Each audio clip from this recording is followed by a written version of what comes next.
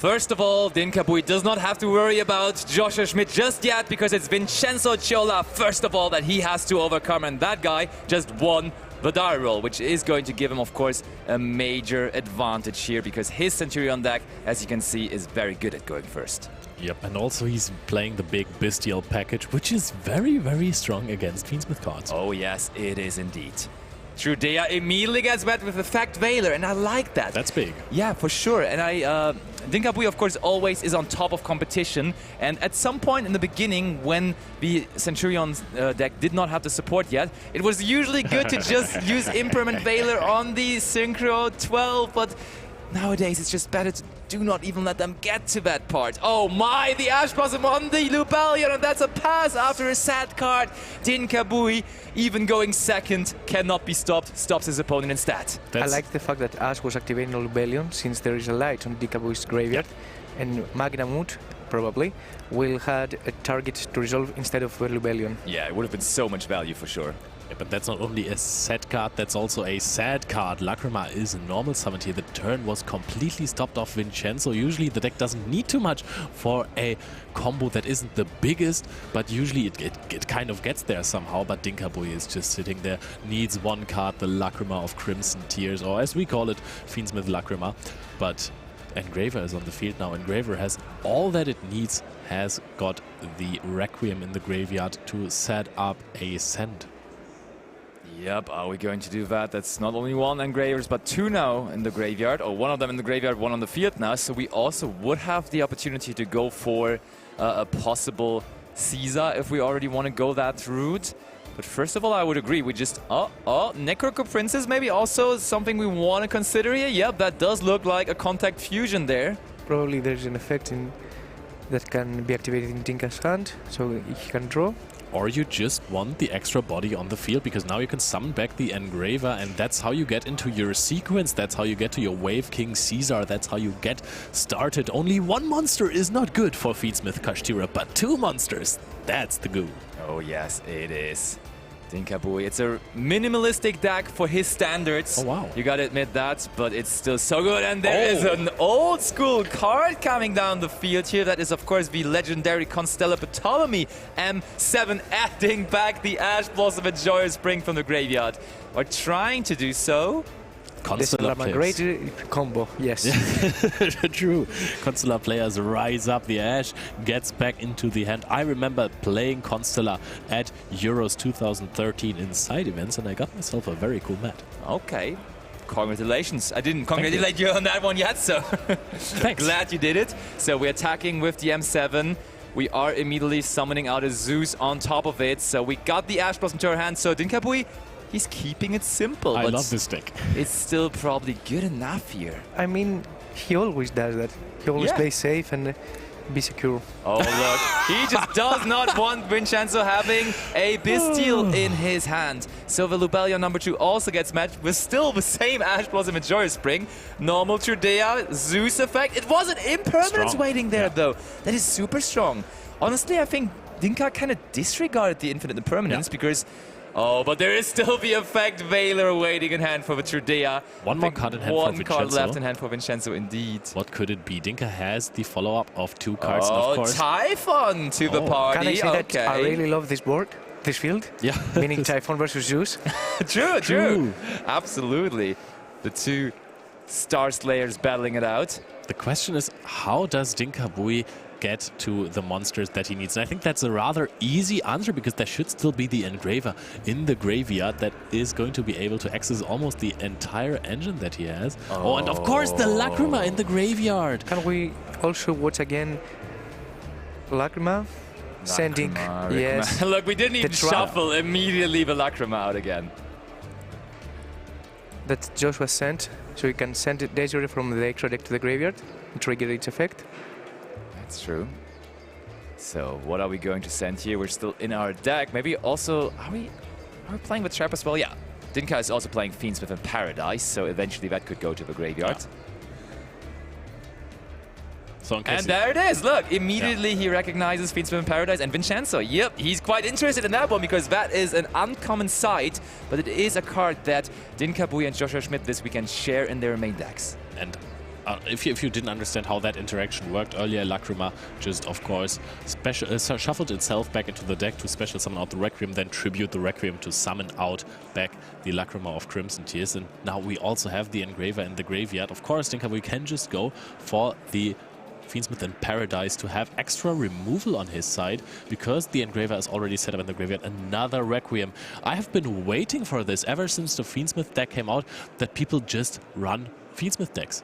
And it is very cool, because the engine itself, it enabled so much chaos in combos before, but it in itself doesn't do too much. It just sets up some interruptions, it recycles endlessly, and this is honestly a playstyle that I really enjoy. Yeah, it's fantastic. And honestly, the Fiendsmith engine kind of fell out of favor the last couple of weeks, because the Azamina engine actually took over in the Snake Eye decks at least. Also, Jubel wasn't as popular anymore, so you were seeing less and less Fiendsmith cards. And then, of course, when Dinh-Kha hears the word less or little or low, he's immediately going to be upbuilding that deck. And here he is now with kind of a almost pure Fiendsmith deck, with a couple of Kashtira cards sprinkled in, and so far, of course, working out beautifully. I mean, he found his way into my heart when he played MathMech at Euros 2022. Oh yeah, true, he did that. He didn't top cut, because the deck really just didn't fit the meta there, but I loved it a lot. Now we got into the Wave King Caesar, so there is no crazy OTKs happening. There is no crazy game shots. We're just controlling this game. And don't forget that Zeus is again in the extra deck. Oh, right. Oh, true. No. Return to the extra. Oh, and this time it's going to be even bigger, because there is Gaia Charger, but... there is no way you have space in the extra deck for Gaia Dragon, the Thunder Charger. He's there. He's there, though. 4 material Zeus immediately activating. Is that a Phalanx, possibly, though? It is Centurion Phalanx. And that's going to mean that that Zeus is going to return without materials. Yep, that is true. It is going to serve as a link fodder in the next turn. If something gets destroyed, then you will be able to attach something from the deck. However, we still have Fiendsmith in Paradise in the graveyard. And I just want to check if this card has any restrictions on it, that you need to control a Fiendsmith card or something. Which would also not be a problem, because you have Lacrima of the Crimson Tears in the graveyard. This engine is so interactive with your opponent in the opponent's turn. It's incroyable. And you don't even need that. It can just bring one back whenever, whatever. So, yeah, set one card and pass. This game is so minimalistic, and that's the game plan. That's how this is designed. Stamp by phase. Vincenzo summoning back the Zeus to Dinh-Kha's side. One card to top deck. Is it going to be one that's good? Is that either it's Effect Veiler or Trudea? That's that's a big difference. Well, yeah. Quite the different cards here in that scenario. Or Primera. Oh, it's over though! 1-0 for Dinh-Kha. Going first, going second, doesn't matter. Game number 1 goes to him with his Fiendsmith Kashtira strategy. And Leo, you've been telling me about it since yesterday morning, since you realized this is apparently a thing now. You're in love with this deck, right? Yeah, I mean, I loved this deck when it was played with Bestials before, when you were playing those instead of the Kashtira cards, because I like having the option to go second so much, with like 26 hand traps or even more sometimes. A minimalistic engine. I like that you can go into the Fiendsmith engine with basically anything, so even if you draw your Perulia or your Fuvalos, which some of them are not even playing, you can just go into your combo. Some of them next to a Bestial, some of them next to the Kashtira cards. Unicorn is such a high value card. Oh yeah. Taking apart the extra deck of your opponent, but also being able to be recyclable with the Kashtira Birth, actually keeping the Unicorn on the field also as an extra interruption on the opposing turn after a spell card. This deck has it all, and it plays so quickly. You have seen this. The turns were passed back and forth all the time. I'm not the biggest fan of these gigantic combo decks, because they just melt my brain every time I play them. So I like this so much more. I'm very in love with this deck. Yeah, couldn't tell that it would have melted your brain at this point, but... And the deck is very interactive. I mean, having all those hand traps, and of course, Fiendsmith Paradise, it's such an amazing card. I love the interaction, and I love that it also can give and follow-up and be interruption in your opponent's turn. Yeah, and your endless resource gaming it's incredible. You can just send away your Desiree. You're playing multiple copies anyways, because you have space for Gaia Dragon, Thunder Charger, and Constellar Ptolemy M7 in your extra deck. I played those cards in Virtual World, but it has been a while with that. Right. You were kind of successful with Virtual World, right? Yeah, not to talk about that though. Successful, of course, Dinh-Kha rather. And I also had a little bit of a chat with him yesterday, I think, after the last round of day 1.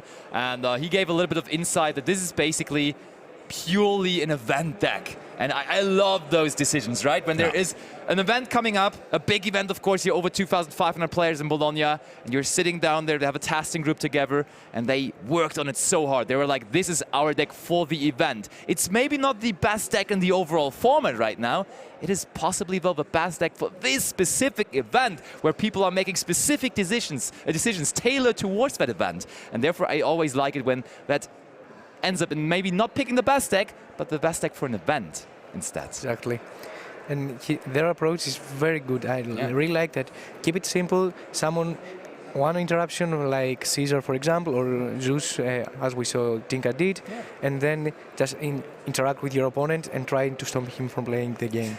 Yeah, keep the other interruptions in hand. That's also, we have seen Tenpai is the most played deck. You can see that they are running Raigeki and Harpy's Feather Dust, and those cards do not really help against hand traps, so that is also a very, very nice approach. Of course, also Unicorn helps you. This deck is just absolutely amazing, but we see that our duelists are ready for game 2, so let's go over to the table.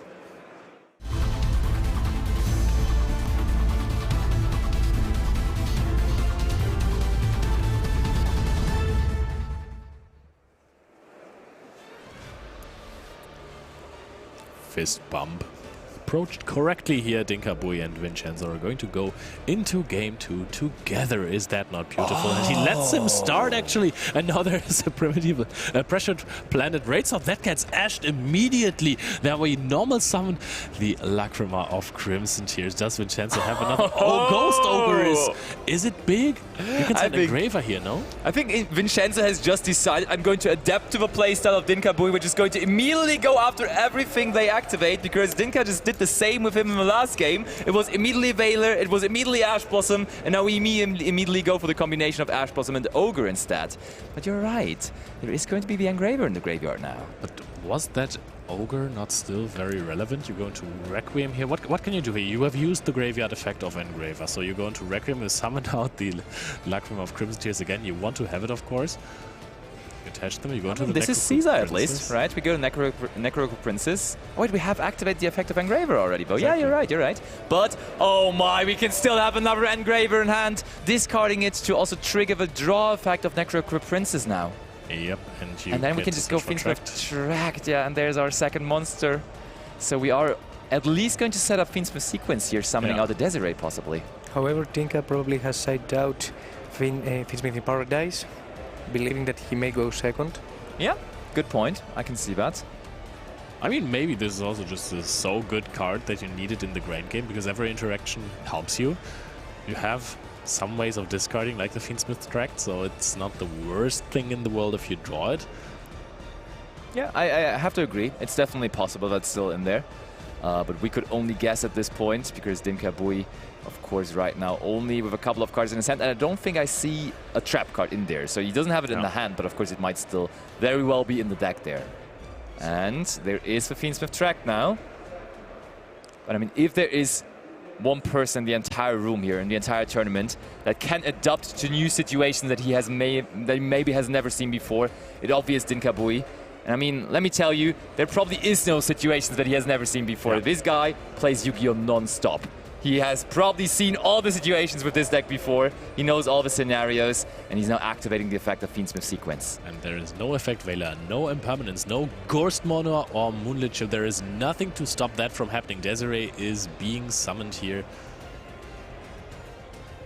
through 2 hand trips. Yep, no biggie. Big combo here, big combo. And I think there are 4 cards in hands of Dinh-Kha's. Oh, we link off the Desiree. What is about to happen here? Of course, yeah, we saw that in the round number 1 feature match with Joshua Schmidt. The new addition to the Fiendsmith deck, the Fiendsmith Agnum Day, is being summoned. And therefore now, the Desiree actually has 2 Link monsters equipped to it. Yep, that is good protection here as well. Vincenzo is going to have to play with 4 cards. The field is not too impressive, of course, but there is multiple options for Dinh-Kha. He has the Lacrima of Crimson Tears in his graveyard, so he can go for the route of using it, putting it back into the deck, summon Requiem, summon out the Lacrima from the deck as well, and then sending the Paradise if it is still in the main deck. But first of all, Vincenzo is going to summon the Centurion Primera, and now let's see if Dinh-Kha decides to immediately interact with it. He has the Desiree that could just stop this from happening. And I mean, the Centurion deck is not known for its 1000 extenders, right? We do use the Desiree right away, and we're going to negate the Primera indeed. Are we going to negate anything else? I think that's what Dinh-Kha right now is debating. Are we negating our own field spell, possibly? To make our own monster smaller? Sure thing. Is he oh, look at that! Oh, he's negating the Agnes. Probably to play around Typhon. Oh. Yeah, you're right. That's a very fair point. Very valid point. Possibly playing around Typhon here, making the attack points of the Desiree go down enough so it would not be affected by the Typhon anymore. But isn't there also sequence giving attack? Sequence, it doesn't give attack. The newest link gives, I think. Right.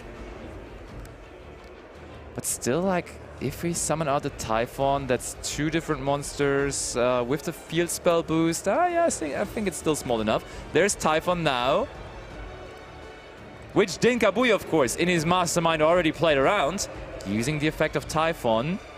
Hold on, hold back. We have to still Veiler it. Okay, so it did not play around Typhon exactly, and there is a card to play around the Veiler, though, called by the grave. So Desiree is gone, and the important part here is it doesn't go to the graveyard. Yeah, but does that stress us out as Dinh-Kha, because we have talked about it, there are resources in the graveyard, now even more than before, because you have 2 more Fiend-Light Link monsters. You have the Lacrima in the graveyard. There might also still be an Engraver in the graveyard. No, actually, it's just the Lacrima. But that is fine, right?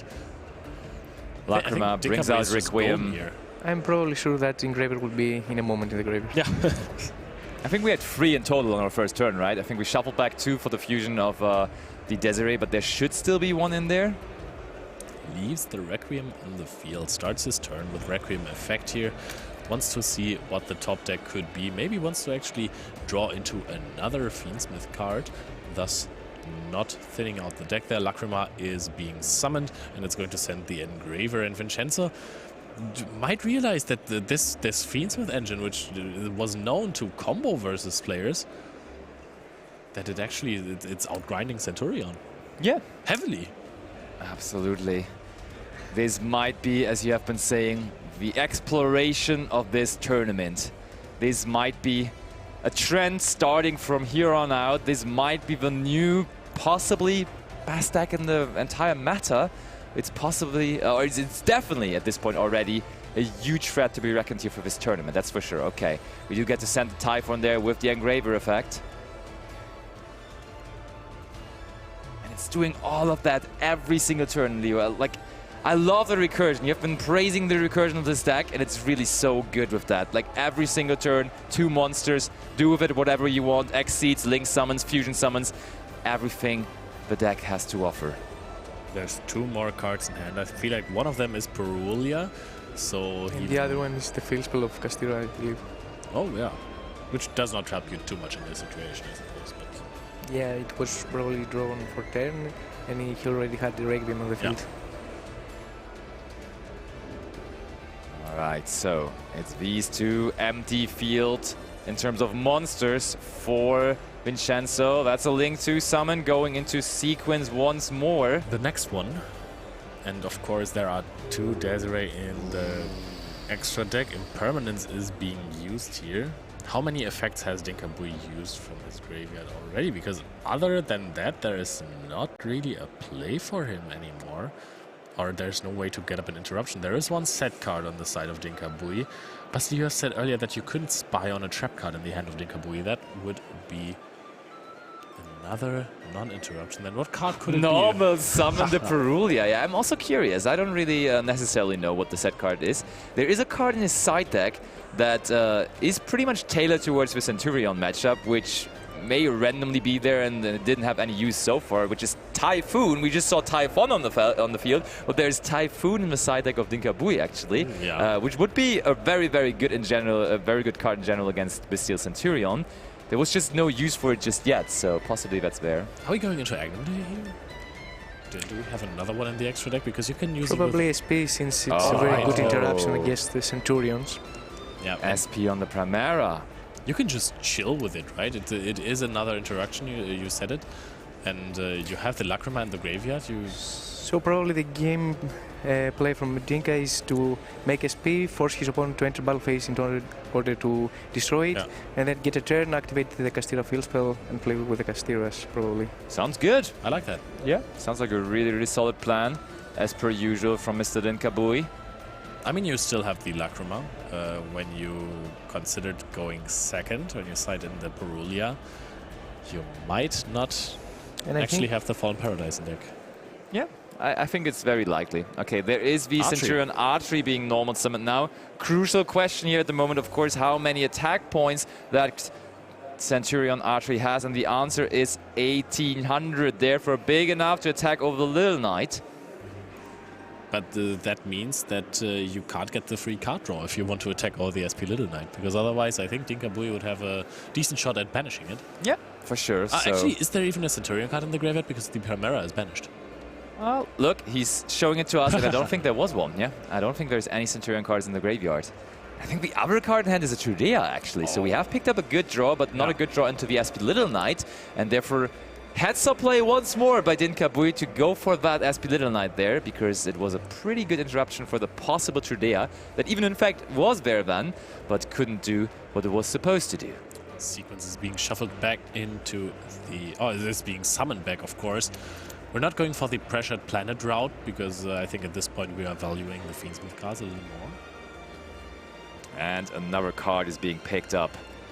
So only that small-ish archery. I mean, archery was big enough to attack over the SP Little Knight, but it's certainly not going to be big enough to withstand against a Desiree now being fusion summoned off of the sequence.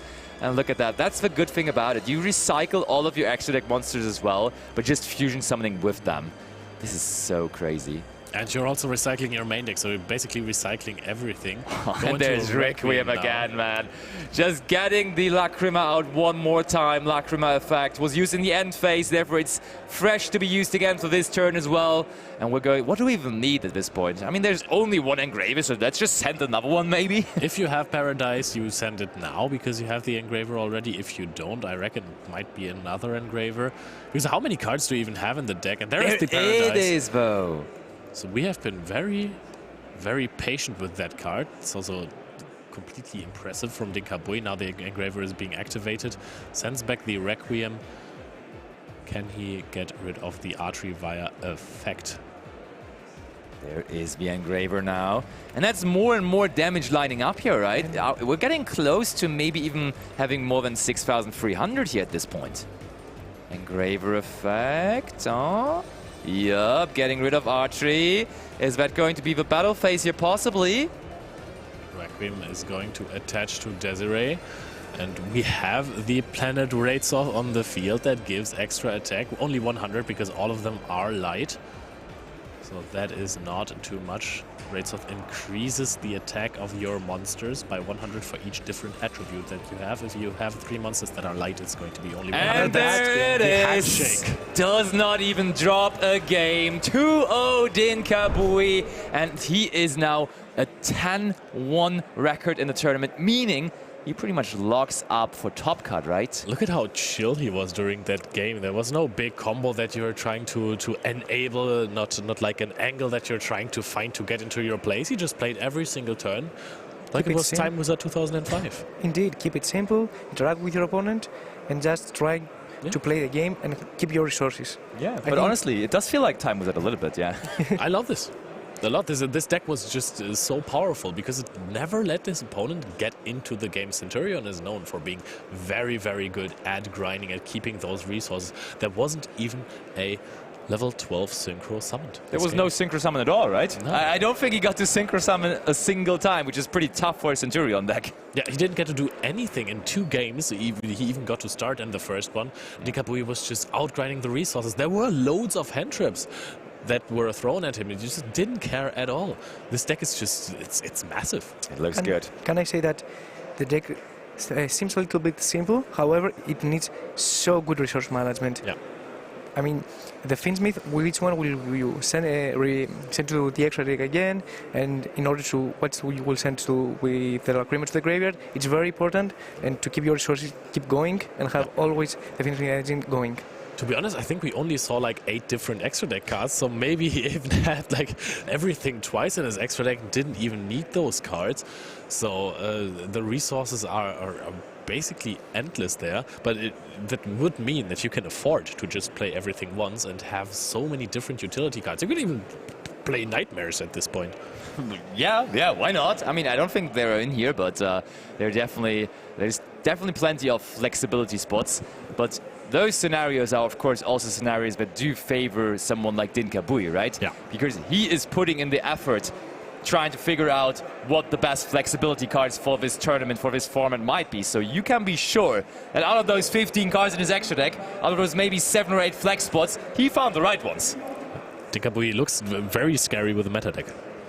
I want to say this is we have seen him so many times with different decks, with crazy approaches to different decks, and every single time it always looked, because of the deck difference, looked a little bit like an uphill climb, which he managed to do, definitely. So he climbed all the way to multiple YCS wins, and every time you went, oh wow, he does this with the deck, he does that with the deck. Now he's playing possibly the best deck for the tournament in the room. And it looked effortless. Is it scary that Dinh-Kha plays a meta deck? Yeah, absolutely. Super scary.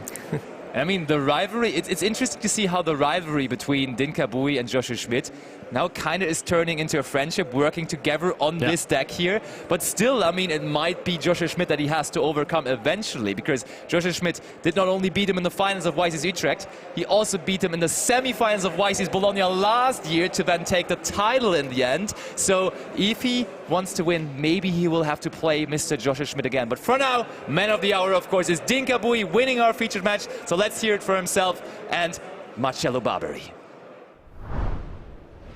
Thank you, Seb, and yes, indeed, we are with the man of the hour. Congratulations, Dinh-Kha, yet another amazing performance, and now you're locked in for top 64. I'm so relieved, yeah. Yes, totally. I can sense it, and yeah, you can play the last round pretty chill, or just take a nap in the meantime. So it was a great match, and once again, you know, it's always nice and refreshing to see you play on stage, and I guess you're getting more used to it, but it's always, you know, can be a bit nervous.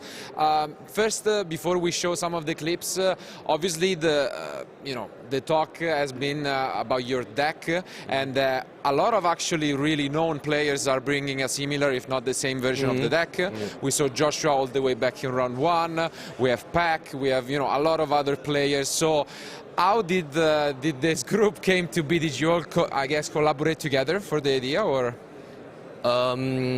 We basically worked with the team, Team Wait and Trade, together to build the deck, and some friends joined us. Everyone except for one person, I think, in our team or a circle, played the deck in the end. Because we wanted a deck which has enough room to fit all the non-engine, but also has a solid engine to push through hand traps. Kachira cards and Prince of cards are insane for that purpose, because both of them do really well into hand traps and offer you a very good grind game. Absolutely, and yeah, it has been proven the case. I think most of you are doing really well at the moment, so that's great to hear. We'll see at the end what the conversion rate will look like. But obviously, in the past, you have been known for playing, you know, unconventional strategies.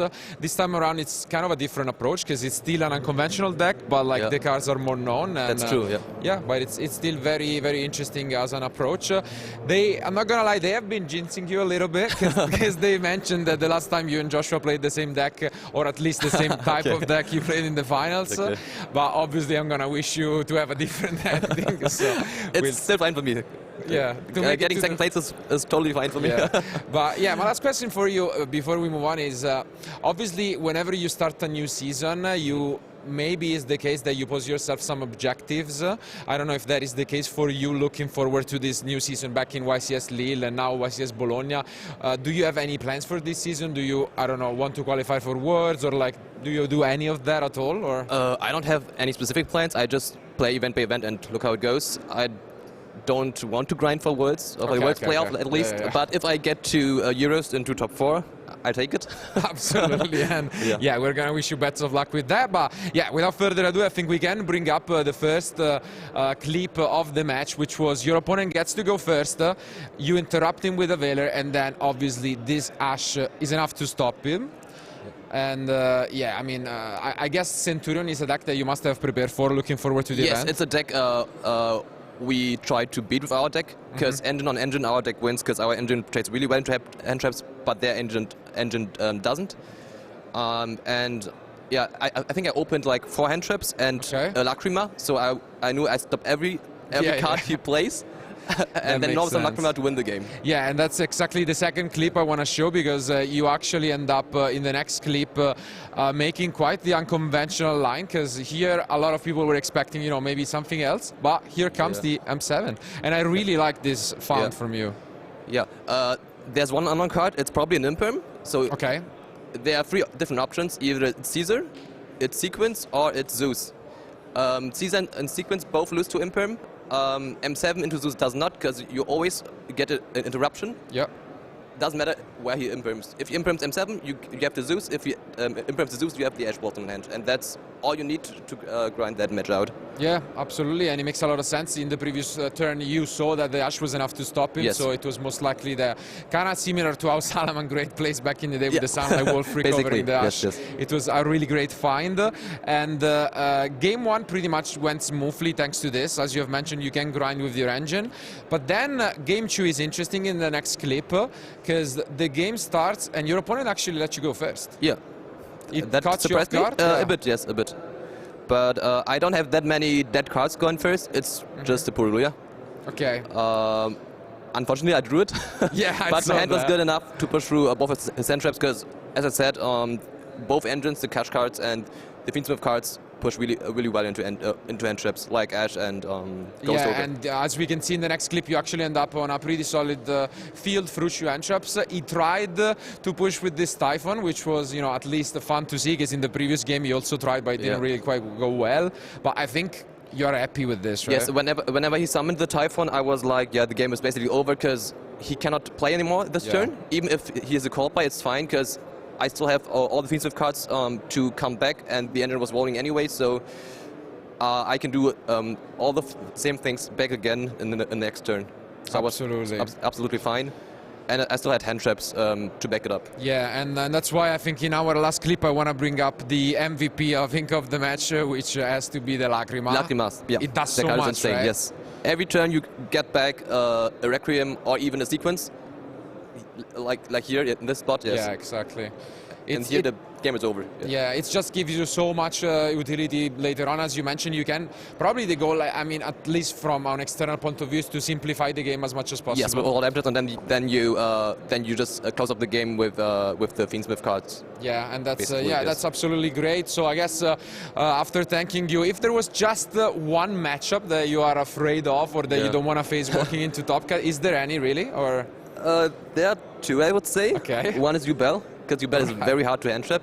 Yeah. And the other one is Slap, because the deck does not do well into traps, and all the hand traps are pretty bad into the lap. Absolutely. Maybe coming from you as a lap expert, you can see some bias. There is one less lap player you have to worry about, I guess, in yourself. But no, thank you again, Dinh-Kha, a lot for being with us. Obviously, we're going to see you in Top Cut, so maybe we'll get the chance to feature you again later on. So best of luck. Thanks. And yeah, thank you, guys, for being with us. But that was the end of our post-match analysis, so let's bring it over to Ed.